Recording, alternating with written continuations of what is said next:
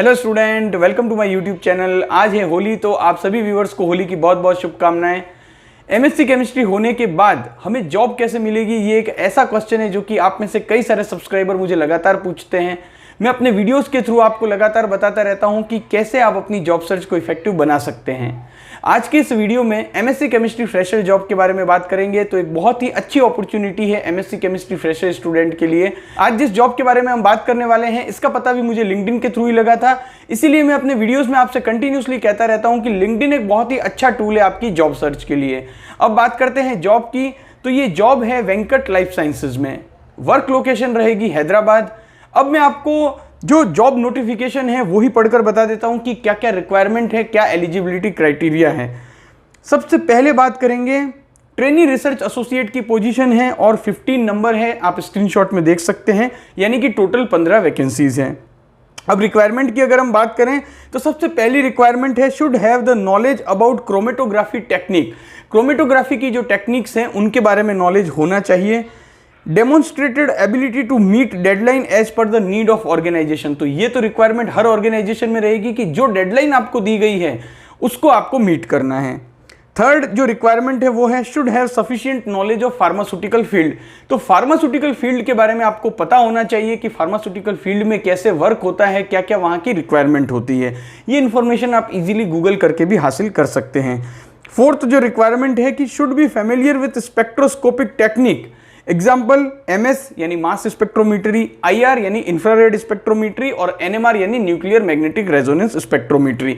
तो जो मास स्पेक्ट्रोमीटरी और IR, NMR इन सभी के बारे में आपको नॉलेज होना चाहिए। फिफ्थ जो रिक्वायरमेंट है कि able to work in a team and individually. तो ये भी जो रिक्वायरमेंट है ये आपको हर ऑर्गेनाइजेशन में मिल जाएगी। एंड जो सिक्स्थ रिक्वायरमेंट है कि must have qualification MSc organic chemistry. अब यहाँ पर बहुत सारे ऐसे बच्चे भी होंगे जिनकी कॉलेज में स्पेशलाइजेशन नहीं होता है, वहाँ पर आपको MSc केमिस्ट्री की ही डिग्री दी जाती है, कोई भी स्पेशलाइजेशन नहीं होता है, तो आप भी अप्लाई कर सकते हैं। ये जो क्वेश्चन है ये मुझे बहुत सारे सब्सक्राइबर लगातार पूछते हैं, तो मैं उनसे यही कहना चाहूँगा कि देखिए, अप्लाई करने में कोई हर्ज नहीं है। अगर आप अप्लाई करते हैं तो आपके चांसेस बनेंगे, अगर आप अप्लाई ही नहीं करेंगे तो आपके चांसेस बिल्कुल ही नहीं बनेंगे। तो अप्लाई आप सभी कर दीजिएगा जो भी MSc केमिस्ट्री फ्रेशर स्टूडेंट हैं।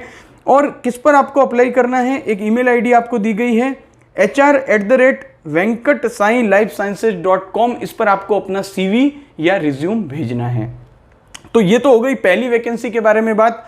अब बात करते हैं सेकंड वैकेंसी के बारे में, जो कि है रिसर्च एसोसिएट की। और यहां पर जो रिक्वायरमेंट है वो है should have the knowledge about chromatography technique. तो क्रोमेटोग्राफी टेक्निक के बारे में आपको नॉलेज होना चाहिए। Having hands on experience in R&D।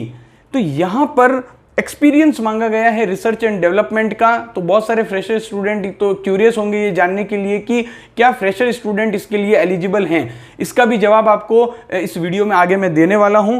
पहले आप जो सारी रिक्वायरमेंट है उनको पढ़ लीजिए, जो कि आपके लिए काफ़ी ज़्यादा बेनिफिशियल होगी।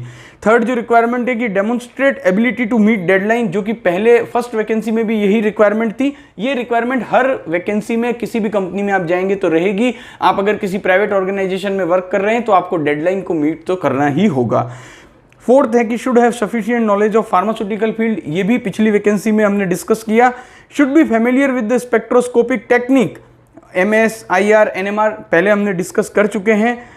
Able to work in a team and individually, ये भी हमने पहले डिस्कस किया। अब बात करते हैं 7th पॉइंट की, जो कि एक्सपीरियंस से रिलेटेड है। Have 0 to 8 years of experience in synthesis research and development. तो देखिए, अब तक जो पॉइंट्स हमने देखे रिक्वायरमेंट के, उनको पढ़ के इतनी क्लैरिटी नहीं आ रही थी कि ये पोजीशन किस डिपार्टमेंट के लिए है, लेकिन इस पॉइंट से ये क्लैरिटी आ रही है कि ये vacancy might be synthesis research and development में हो सकती है। क्योंकि जो अब तक जो पॉइंट थे वो सिंथेसिस R&D से मीट नहीं हो रहे थे। आप देखेंगे कि अब तक जो पॉइंट थे वो काफ़ी ज़्यादा कॉमन पॉइंट थे फर्स्ट जो वैकेंसी हमने पहले डिस्कस की है। लेकिन यहाँ पर है कि have 0 to 8 years of experience. तो यहाँ पर 0 to 8 years का एक्सपीरियंस मांगा है। तो फ्रेशर अगर आप एक स्टूडेंट हैं और सिंथेसिस R&D में वर्क करना चाहते हैं तो आप भी अप्लाई कर सकते हैं। लेट्स सी कि आपका जो CV है वो कंसीडर किया जाता है या नहीं किया जाता है। इसके अलावा जो एजुकेशन है उसमें MSc ऑर्गेनिक केमिस्ट्री मांगा है। तो पहले भी जैसा बताया कि अगर आपके यहाँ पर स्पेशलाइजेशन नहीं होता है, अगर आपकी एमएससी केमिस्ट्री डिग्री है तो आप भी अप्लाई कर दीजिएगा। और सीवी आपको भेजना है ईमेल आईडी पर, जो कि मैं पहले आपसे डिस्कस कर चुका हूं। तो एमएससी केमिस्ट्री फ्रेशर स्टूडेंट के लिए अपॉर्चुनिटीज अभी लगातार क्रिएट हो रही है और आने वाले समय में हम देखेंगे कि अपॉर्चुनिटीज लगातार आती रहेगी।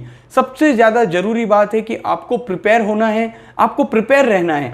वैकेंसीज आती रहती है प्राइवेट फील्ड में, क्योंकि यहाँ पर कोई भी सेट रूल नहीं होता है कि वैकेंसीज कब आएगी। जब भी किसी भी कंपनी में वर्कलोड बढ़ जाता है तो नई नई अपॉर्चुनिटीज क्रिएट होती रहती है।